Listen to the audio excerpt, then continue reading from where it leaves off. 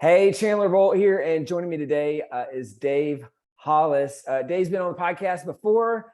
Maybe you remember last time we talked about his book, Get Out of Your Own Way, and launching that in the middle of COVID and all that craziness, and just a lot of really good reflections.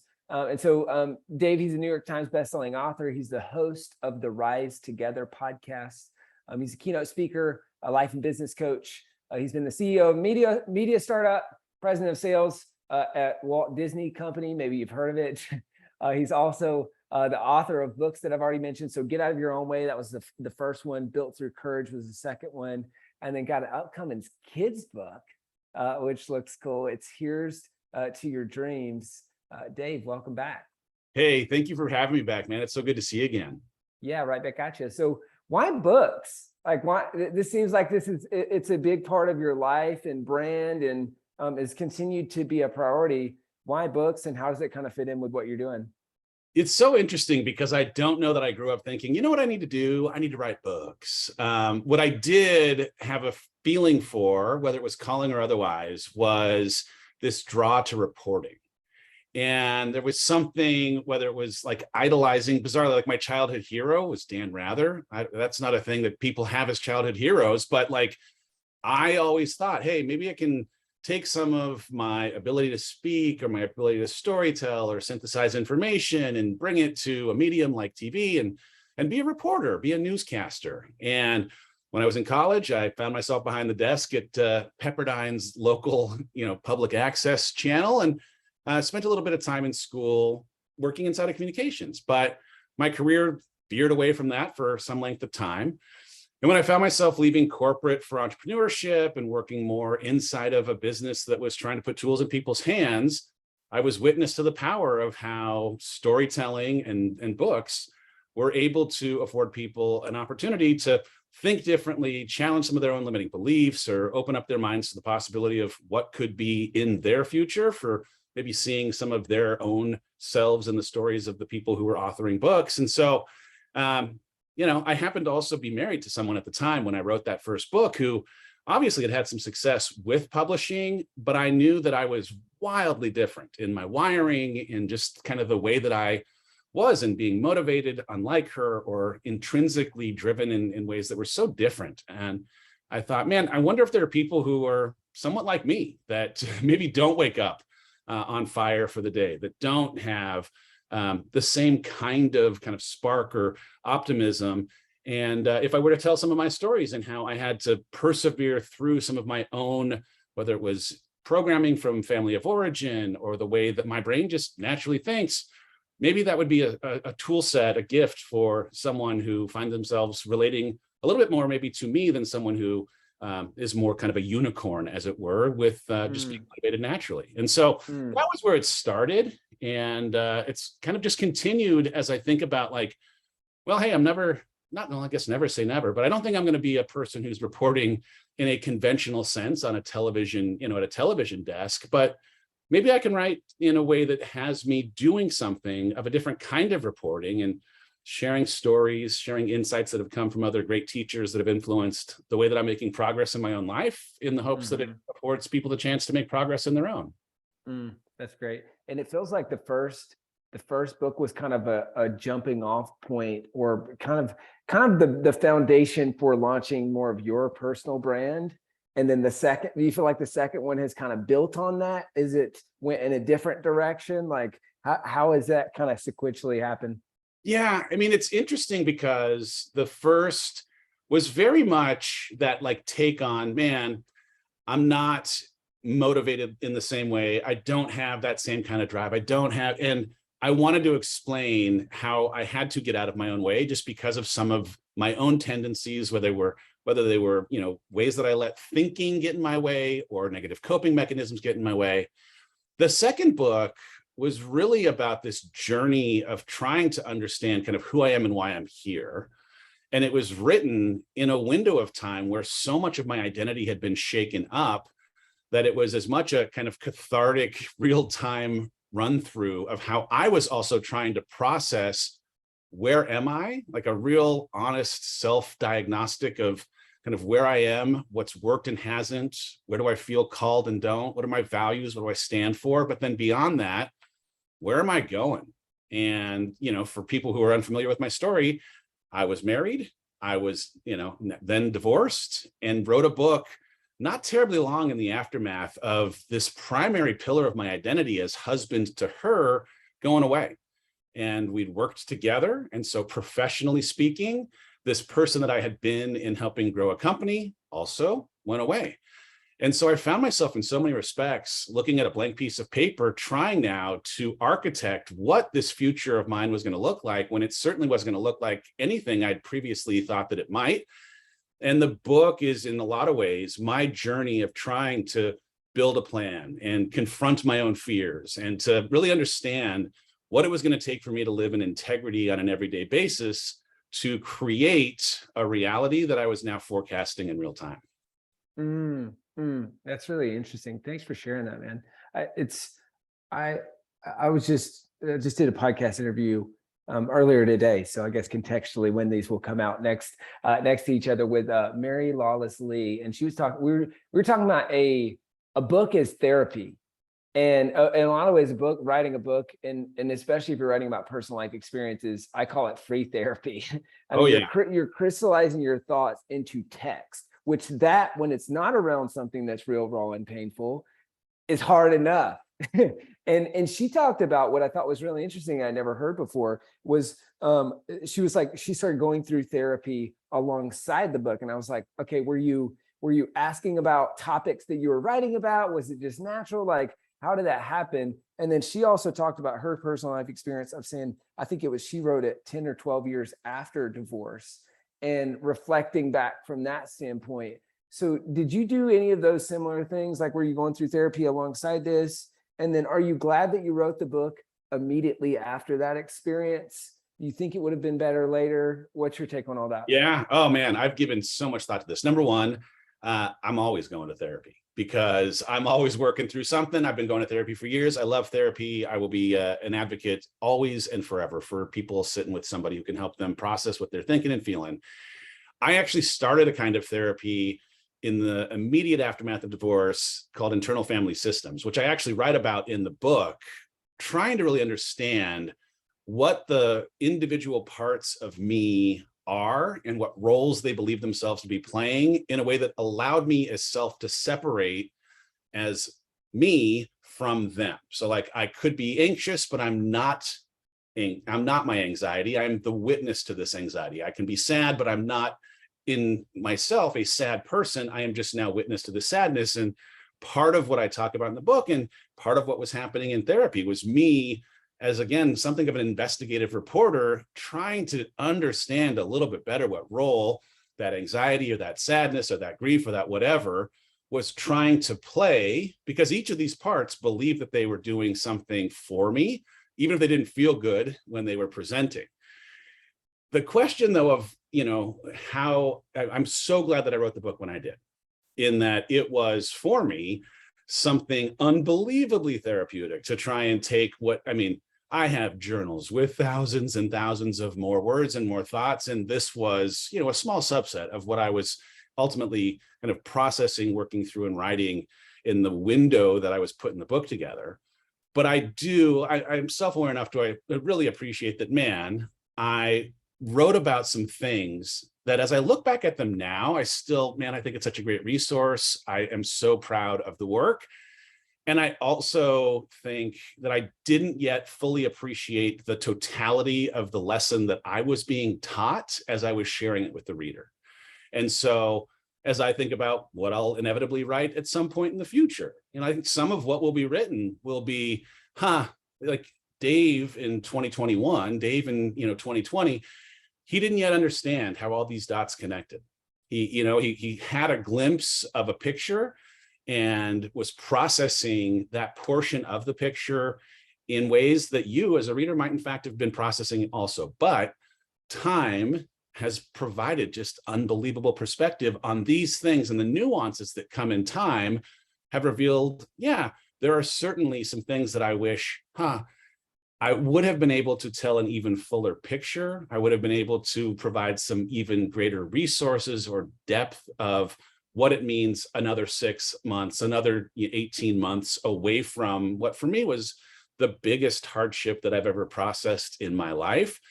And so I can hold at the same time that I'm super proud of the work and think it's a great resource. And the thing that I write next will be unbelievably better for even additional time and a lot more sitting in a therapist's office, understanding so much more about myself as I've had, again, not like the benefit of time, but also the benefit of a lot of conversation, a lot of tools, a lot of teachers, a lot of other people coming around me, helping me see things that just that early into that dark forest, I wasn't able to see the totality of what it was that I was walking into.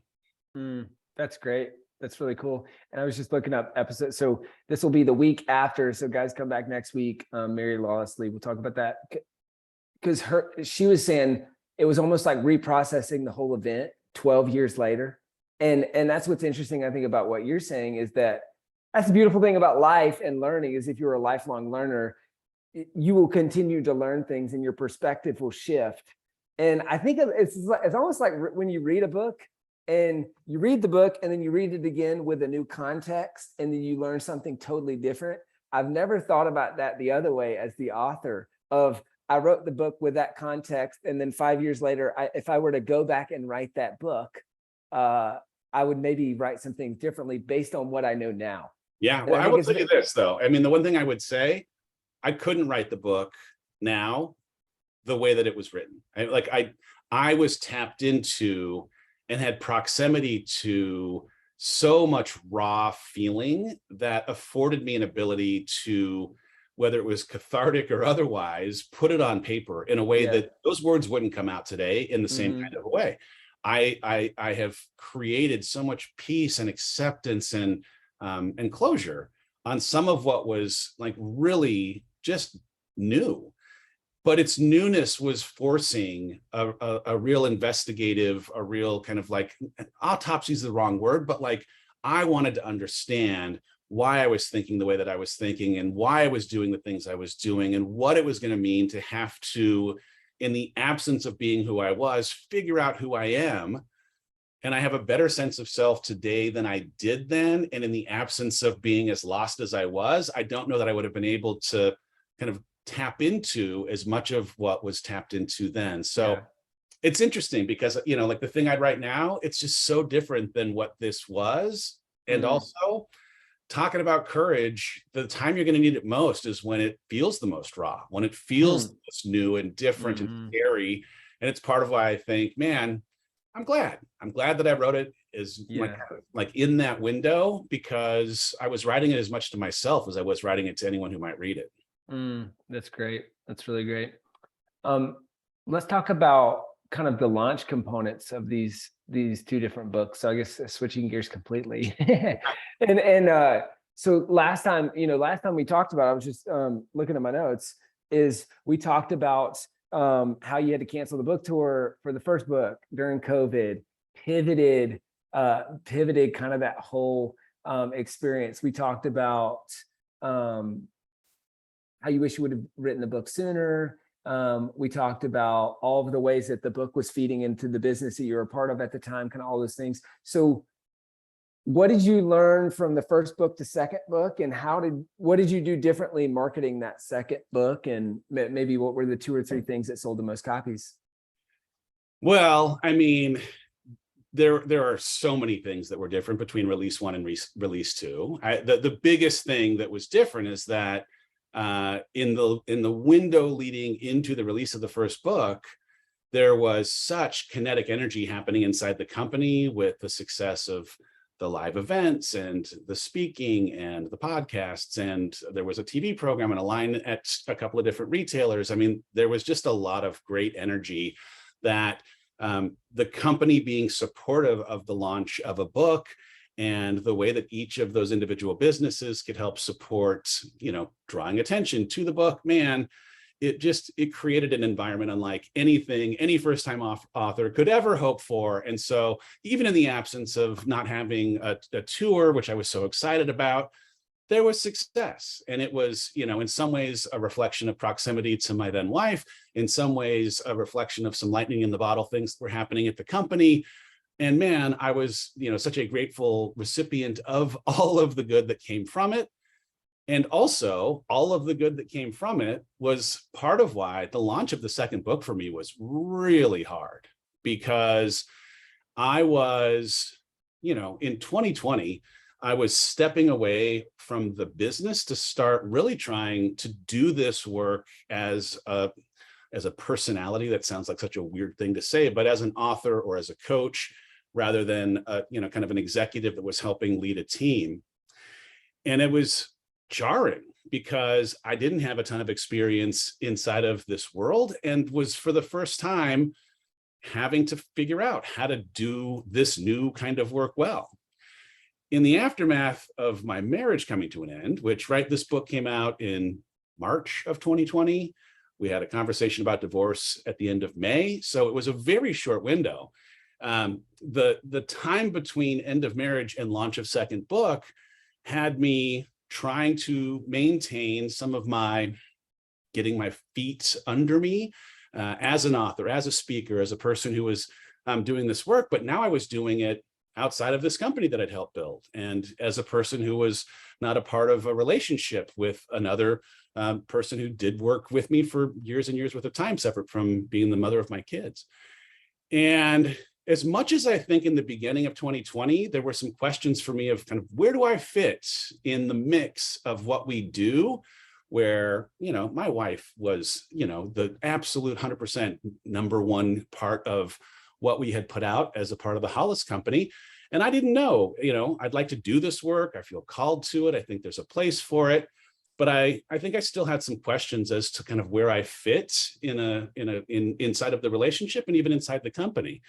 And now that I was outside of it, I didn't realize that some of that doubt or those questions really existed until we got to the launch of that second book, when I didn't have the benefit of the company supporting it. I didn't have the things that had previously made that first launch go off with as few hitches as it did. And so the questions that my kind of negative self-talk or the insecurity that came in the absence of, being married, or those feelings of rejection at the end of a marriage, I started to wonder if I deserved to even be in the space, or if the success of that first one was in some ways less a reflection of my good work and more a reflection of the environment in which it was released. And so as much as I pushed as hard as I could, I ended up pushing too hard. In the absence of there being an appetite for a tour, in the absence of having some of those kind of bigger platforms that had brought me on to, a morning show like a Good Morning America in that first go around, that insecurity, that fear, that worry that I was going to be kind of found out for not being good, it had me really try and push as hard as I could, and creating a tour out of thin air. We're 5 days in 5 cities. Here I am trying to create something.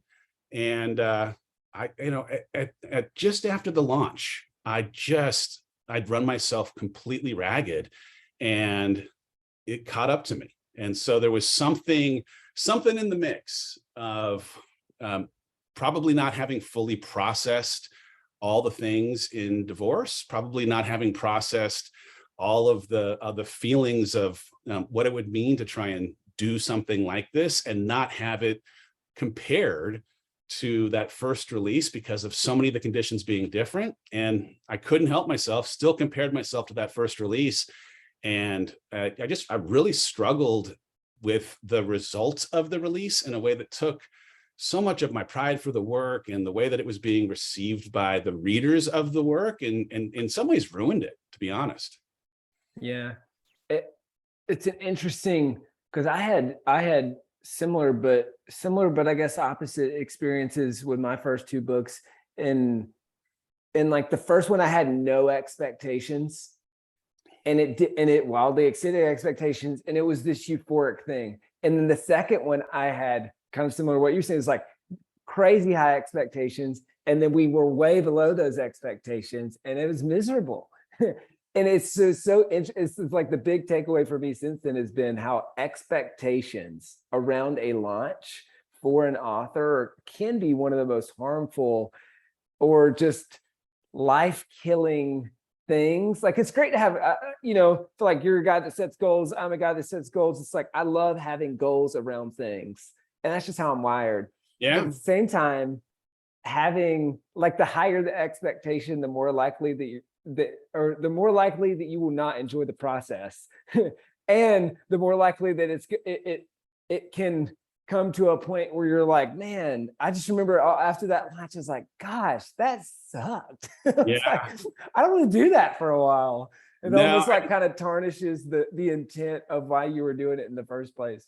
yeah. I mean, this will sound maybe ridiculous, but I'm fine to admit it. What I can see that I couldn't at the time is that I was putting the number of units sold or making a list as the way that I might be affirmed as being worthy of doing the work, which is ridiculous. And in some ways was a byproduct of having had a ridiculous amount of very early success that really kind of saturated and ruined a little bit of my own expectation meter. But in the aftermath of a divorce that frankly, kind of came as a surprise, not even kind of, it came as a surprise to me. It wasn't a thing that we've been talking about. I was smarting from what was more or less rejection. And because we'd worked together and that first book had come out inside of a company that we'd built, somehow, somewhere inside of my brain, this little scared boy thought, you know what, if I can at least sell a certain number of books, I can show people that I'm worthy in a way that, would maybe change the way that they would have seen me being rejected in this marriage, which is ridiculous. It's just such a ridiculous thing, because the headline is like, the book ended up doing well. It wasn't, a disappointment on the publisher's side. It did fine. It just didn't do as well as that first release. And for whatever reason, my insecurity, my fear, my ego, my whatever, took it and ruined it by thinking, if I just work hard enough, I can alone engineer the same kind of success that I experienced when I was still married in a lightning in a bottle situation with a company of 60 people supporting a book. And it was a ridiculous fool's errand kind of thing. And I worked myself into this, sad, exhausted, embarrassing state, trying to, push a rock up a hill that was never meant to go there. Or that, you successfully pushed it up a really great hill. And that, it's like the perspective of that, like you pushed it up a really great hill, but if you viewed the hill of your previous book launch with all the context that you said, it then feels like you didn't get it all the way up the hill. Yeah. Which just goes back to the expectations thing. That's really powerful, man. Thanks for sharing that. Of course. I'd love to hear about the upcoming children's book. So totally different. And let's see. So we've got Here's to Your Dreams. What's kind of the thought or intention but behind that? Why a children's book? Where does this fit in with what you're doing? Yeah. So my daughter and I, Noah, have this thing that we do called Tea Time. We turned it into a little fun video series where the conceit was, hey, I'm, working in a world where people are buying personal development books because they need to unlearn things that the world has taught them. Is there some possibility that I could take some of these themes, condense them down, and teach her some capital T truths when she is 3, 4, and 5 years old, such that before the world teaches her that she shouldn't dream too big or she can't do a certain thing, that she absolutely can. And so we start having fun with this online video series, and my publisher and I had a conversation like, you know what? This would make a great book. I'm like, yes, I am here for this. Let's go. So Here's to Your Dreams is just this idea of how could you potentially take a fantastical adventure where we start at a tea table and do some fun storytelling about what it means to believe in yourself, chase your dreams. In this, Noah has this big dream of wanting to captain a ship and realizes as soon as we start on the adventure that can't find someone to build it. We got to do it ourselves. We don't know how to do it. We try to do it anyway.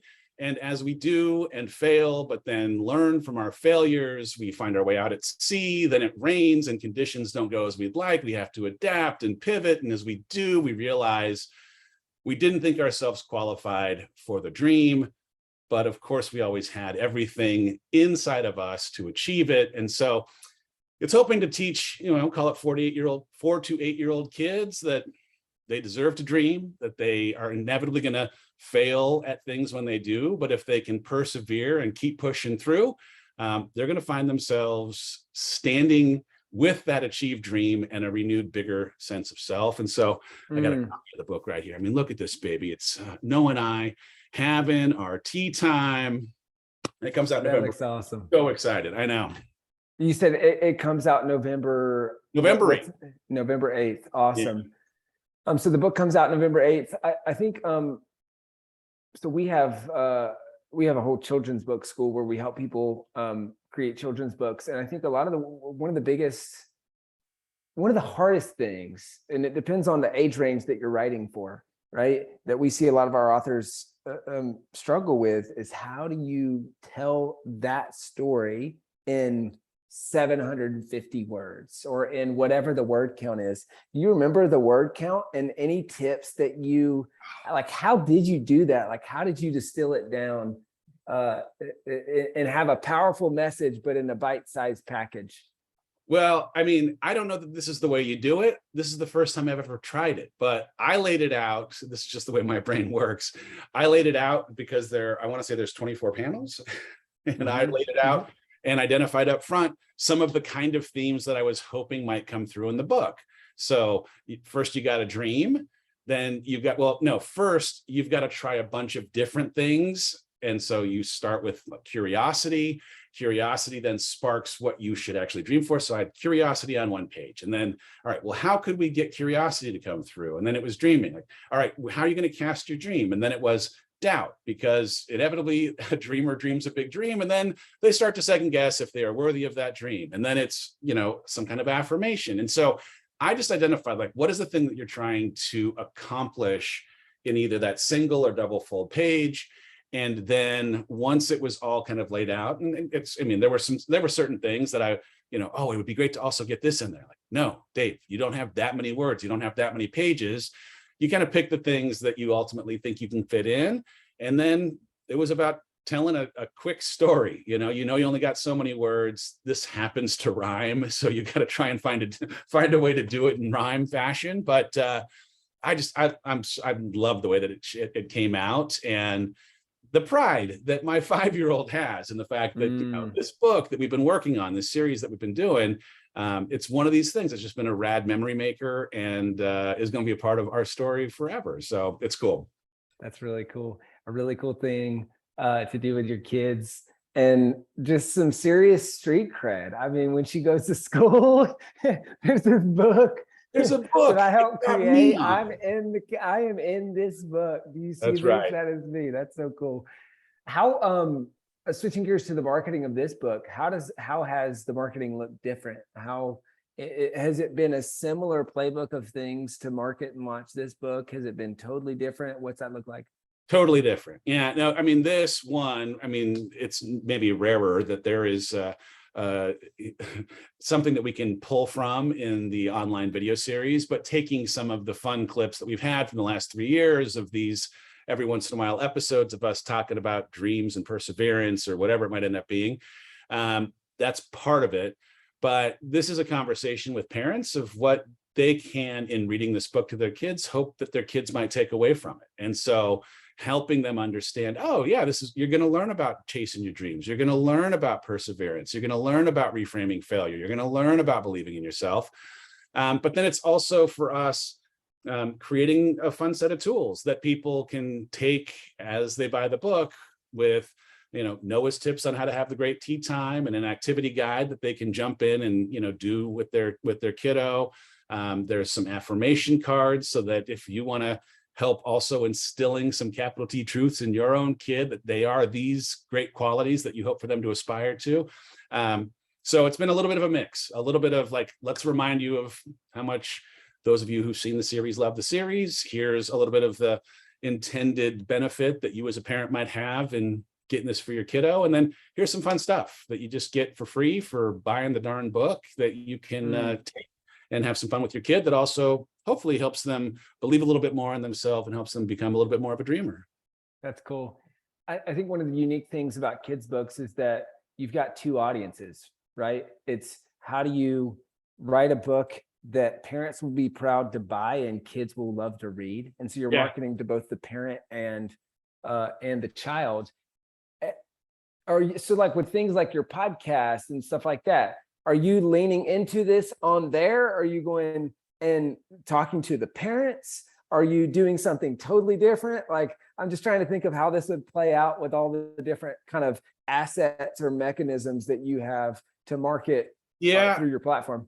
I'm gonna have Noah as a guest on the podcast on the day that the book comes out. That will drop. So we'll have some fun. That's gonna be a little bit more just us goofing though, because at 5, she says whatever comes to her mind, which is part of what is amazing and beautiful both in the series and in real life. But I've made mention a handful of times of the fact that it's coming, but I'm also like, I'm proud of the work. And I'm also, this is one of those like lessons in managed expectations. I am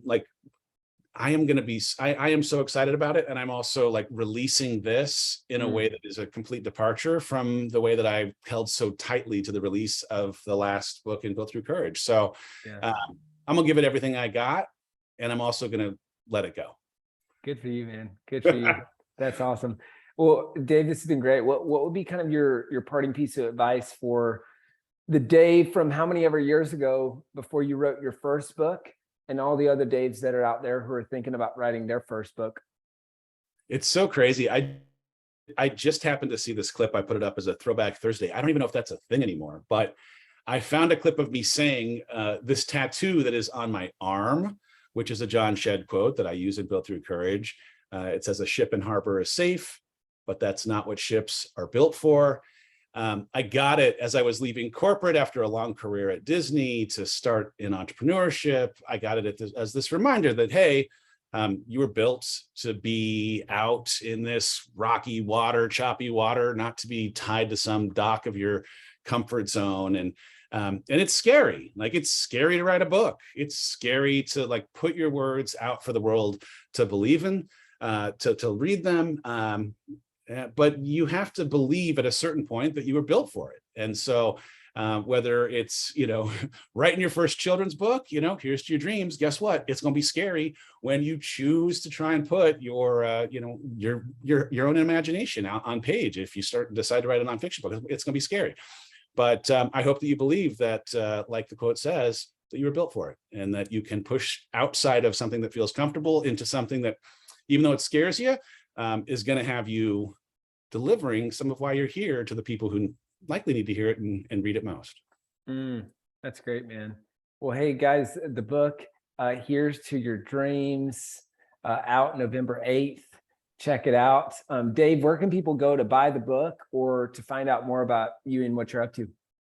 You can head to herestoyourdreams.com. All the info on the book, where to buy it, all the pre-sale bonuses, all the post-sale bonuses. If you're listening to this after release, they'll all be there. And I don't know, I spend some time on Instagram at Mr. Dave Hollis. So come on by, say hi. Cool. Well, here's to yourdreams.com. That's the name of the book. Here's Your Dreams, a Tea Time with Noah book. So check it out. It looks awesome. Dave, appreciate you. Chandler, I appreciate you too, bud. I'll see you when I'm back in Austin. Yes, sir.